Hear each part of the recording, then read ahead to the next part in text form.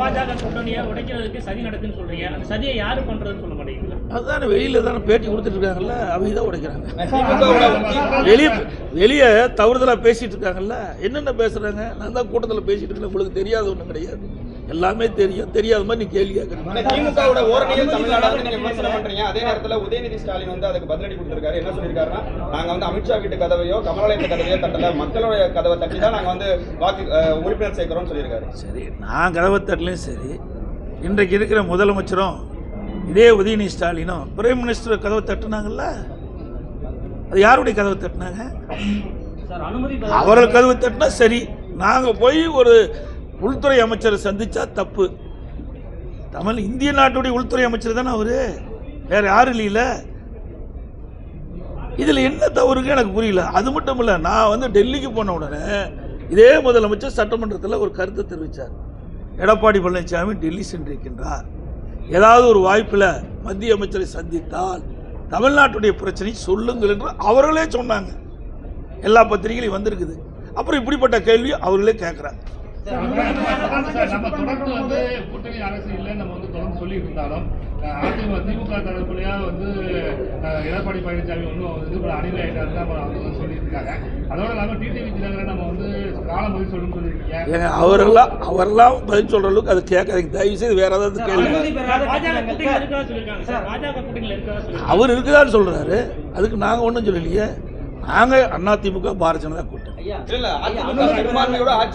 ஆமா, நிச்சயமா சார், நாங்கள் தெளிவுபடுத்திட்டோம். எங்களுடைய சிலது தான் பேச முடியும் ஊடகத்தில், சிலது பேச முடியாது.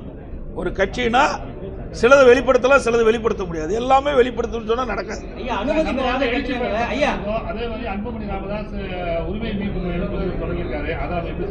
சார், அது ஒவ்வொரு கட்சியுடைய தலைவரும் அவர்கள் கட்சி வளர்ப்பதற்கு அவர்கள் எடுக்கின்ற முடியும். அதுல போய் நான் எப்படி கருத்து சொல்ல முடியும்? அனுமதி பெறாத கட்டிடங்களை கிராம ஊராட்சி நிர்வாகமே சீல் வைக்கலாம் தமிழக அரசு உத்தரவு போட்டிருக்கு.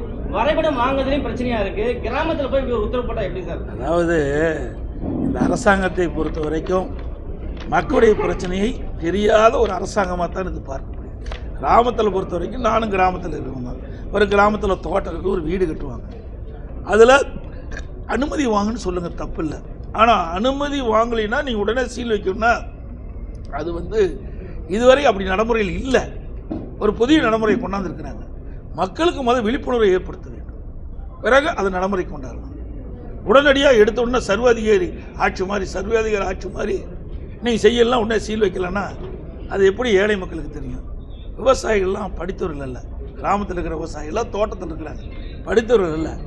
அதற்கு வாய்ப்பு கொடுக்கணும்.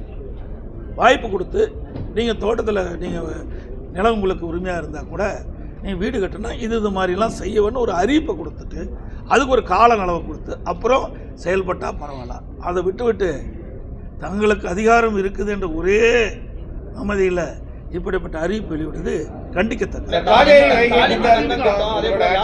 திட்டம் வந்து அதிமுக ஆட்சி காலத்திலே வந்து நிறுத்திட்டாங்க. நாங்க திமுக ஆட்சிக்கு வந்து நாங்க நிறுத்தல அப்படின்னு அமைச்சர் வந்து பழனி தியாகராஜன் எப்ப நிறுத்தினாங்க? லேப்டாப் நான் கொடுத்துக்கிட்டு இருக்கிறேன். 52,36,000 லேப்டாப் கொடுத்துருக்குறோம். 7,300 கோடி கொடுத்துருக்குறோம். இந்த 4 வருஷமும் ஏன் கொடுக்கல? அனைத்து இந்திய அண்ணா திராவிட முன்னேற்ற கழக செலவு தொடர்ந்து கொடுத்துட்டு இருந்தோம். தாலிக்கும் தாங்க தொடர்ந்து கொடுத்துட்டு இருந்தோம். இல்லைங்களாம் சொல்ல. குறுக்க கொரோனா வந்தது. கொரோனா வந்த பிறகு டெண்டர் அறிவிக்க முடியல, பயனாளிகளை முழுமையாக தேர்ந்தெடுக்க முடியல. அந்த காலகட்டத்தினால அந்த ஒரு ஆண்டு தள்ளிச்சு. எல்லா வேலையிலுமே தள்ளி போச்சு, எல்லா ஒப்பந்தமே தள்ளி போச்சு. இன்றைக்கு தாலிக்கு தங்கம்னா அது டெண்டர் விட்டு அதை கொள்முதல் செய்யணும், அதுமாதிரி பயனாளிகள் தேர்ந்தெடுக்கணும். அந்த காலகட்டத்தில் ஓராண்டு காலம் நாம் உங்களுக்கு எல்லாமே தெரியும், பத்திரிகை ஊடக நபர்களுக்கு எல்லாமே தெரியும், ஒரு சோதனையான நேரம். அந்த நேரத்தில் இருந்ததை வச்சு இவர்கள் வேண்டுமென்றே திட்டமிட்டு அதை வச்சு சாக்கு போக்கு சொல்லி அந்த திட்டத்தை அப்படியே கைவிட்டுட்டாங்க. செய்திகளை உடனுக்குடன் தெரிந்து கொள்ள கீழ்கண்ட கேபிள் மற்றும் டிடிஹெச் நெட்வொர்க்குகளில் எம்நாடு செய்தி தொலைக்காட்சியை காணுங்கள். பாதகம் செய்பவரை கண்டால் நாம் பயம் கொள்ளலாகாது பாப்பா. மோதி மிதித்துவிடு பாப்பா, அவர் முகத்தில் உமிழ்ந்து விடு பாப்பா.